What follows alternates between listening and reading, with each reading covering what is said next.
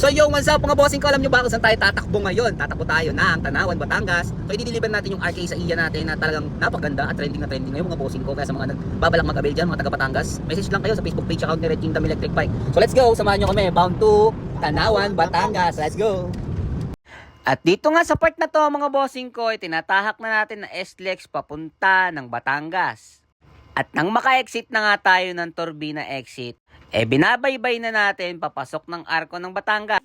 At fast forward nga mga bossing ko, nang makarating na tayo sa bahay nila customer, agad-agad na nga nating binaba at inassemble yan. At nang sa ganon, ma-demo na natin agad-agad. After nga natin ma-assemble mga bossing ko, de-demo na natin kila customer kung paano yung function niya at paano siya gamitin. At dito nga sa part na to mga bossing ko, dinedemo na natin kung paano yung mga switches niya at para saan yun. Eto nga palang e-bike na to mga bossing ko ay naka 1000 watts na at 60 volts 25 ampere. At syempre nga mga bossing ko may kasama na siyang crown light at meron ng mini pan yan. At hindi mawawala dyan yung reverse camera. After nga natin ma-demo kay customer kung paano siya gamitin, ay agad-agad nga natin pinatest drive kay customer kung okay ba at smooth ba yung takbo ng e-bike nila. At after nga nyan mga bossing ko, interviewin lang natin si customer, bakit sa dinami-dami ng seller, sa atin sila nag-avail ng unit nila. Ma-assemble yung e-bike ni customer. So actually yung nag-order nito is yung mister ni ma'am na nasa Kuwait. So biruin yung mga bossing ko, yung mga videos natin umaabot talaga sa ibang bansa. So after natin ma-assemble, interview lang natin si ma'am ng very short lang, bakit sa atin sila nag-avail.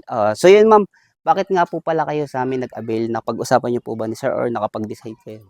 O, napag-usapan namin and then mas mura, tsaka quality naman siya kahit mura yung benta nila ng e-bike. Tsaka very ano si sir. Oo, accommodating, maaasahan. So yung mga bossing ko, narinig nyo naman yung sinabi ni madam. So talagang mura, legit na mura at quality yung mga unit na binibenta natin. Kaya sa mga gusto mag-avail mga bossing ko, mga taga Batangas, Tanawan, at kung saan-saan pa nagdi-deliver tayo. Kaya ano pa hinihintay nyo? Message na. Let's go! So ayun ma'am, ano pong masasabi nyo sa Red Kingdom Electric Bike? Recommended po ba? Yes, super. Re-recommend ko siya sa mga kapatid ko, sa mga kamag-anak namin. So ayun, maraming salamat po ma'am. God bless po. Thank you, sir.